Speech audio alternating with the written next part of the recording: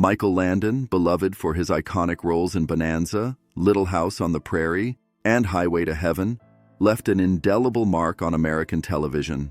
His death at 54 in 1991 from pancreatic cancer was not just the end of a career, but a painful moment that shook his audience to the core. He had always been a pillar of strength and moral clarity on screen, a symbol of family, hope, and resilience.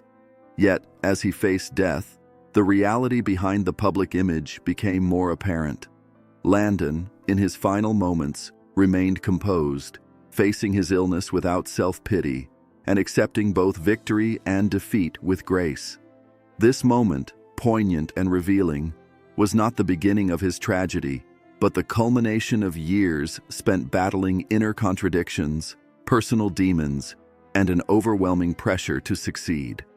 Childhood struggles, forming the foundation of a survivor. Born Eugene Maurice Orowitz in 1936, Michael Landon's early life was far from ideal. His father, Eli, though physically present, lacked authority, providing little emotional support in the face of the family's struggles. His mother, Peggy, struggled with bitterness after her own stalled career in show business, creating a volatile atmosphere at home. Landon, subjected to bullying and the constant conflict between his parents, grew up with a deep sense of instability. His home was a battleground, with emotional eruptions and psychological abuse stripping away any sense of safety. In response, Landon withdrew into himself, developing a quiet anger that would later fuel his ambition.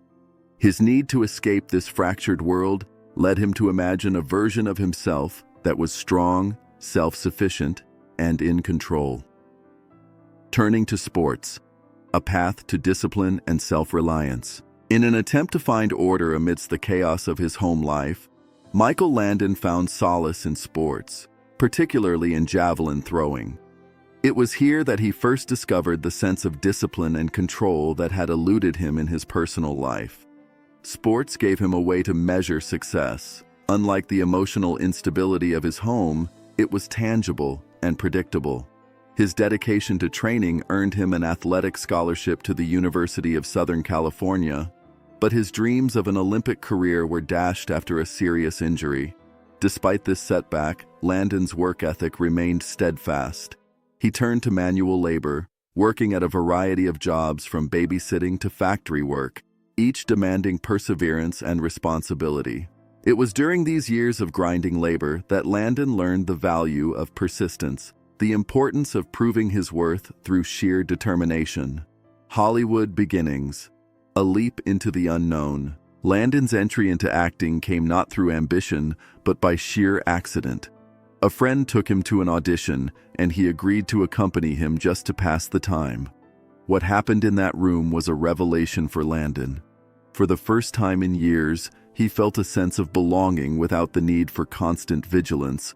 The experience led him to pursue acting, albeit pragmatically, with no illusions of stardom. He found work as a gas station attendant near Warner Brothers, hoping to be in the right place when opportunity knocked. Eventually, an executive noticed him and suggested he pursue formal training. Landon worked tirelessly, taking acting classes by night while maintaining his job by day. Changing his name to Michael Landon was a deliberate step in severing ties with his past and forging a new identity, one free of the insecurities tied to his childhood. Little House on the Prairie, a new era of creative control. Landon's next major project, Little House on the Prairie, marked a turning point in both his career and personal life.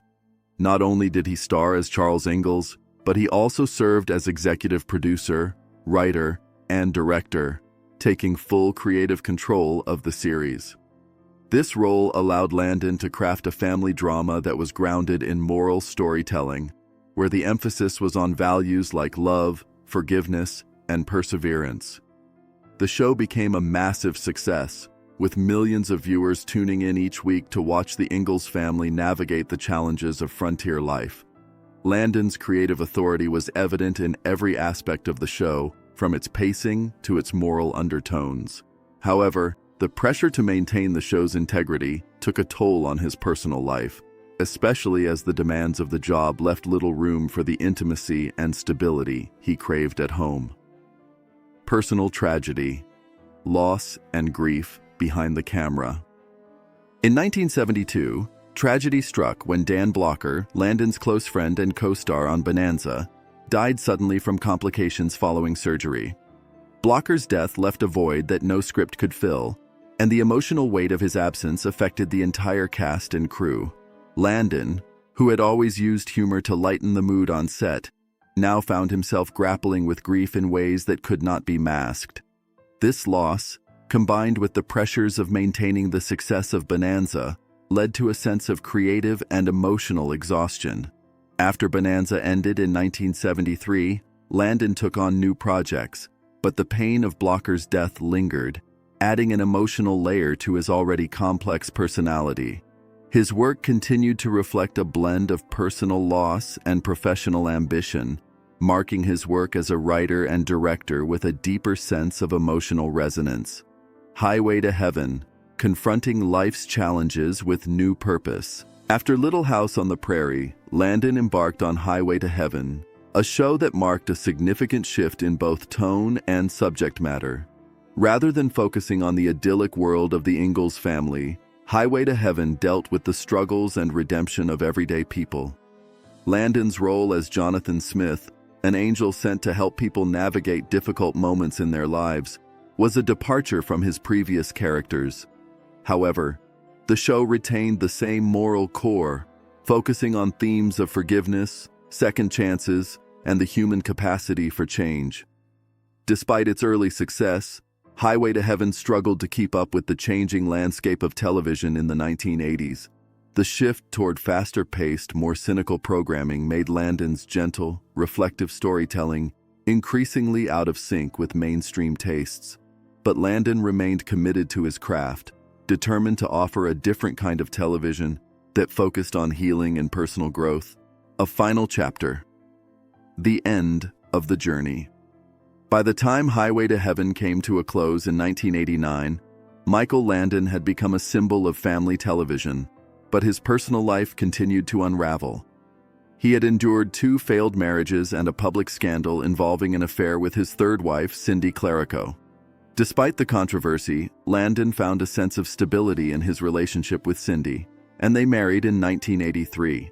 However, even this new beginning was marred by the emotional scars of his past. The demands of his career and the complexities of family life weighed heavily on him. In early 1991, Landon was diagnosed with pancreatic cancer, a disease that would take his life within months. He faced the illness with the same stoic determination that had characterized his entire career, but the physical decline was swift and brutal. The final months of his life were marked by moments of reconciliation with his children, though some wounds were left unresolved. Legacy. A man of contradictions and moral strength. Michael Landon's death in July 1991 marked the end of an era in television. He had been a storyteller who captured the essence of human struggle, resilience, and redemption. His characters were moral anchors, offering lessons in kindness, perseverance, and the importance of family. Yet, behind the scenes, Landon was a man deeply shaped by personal conflict, loss, and an overwhelming need to control his environment. His legacy is not one of perfection, but of authenticity. His life and work were defined by the same contradictions, the tension between public image and private pain, between ambition and vulnerability.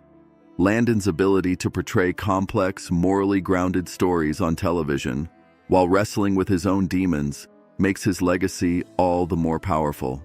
His storytelling continues to resonate with viewers around the world, reminding us of the enduring strength of the human spirit.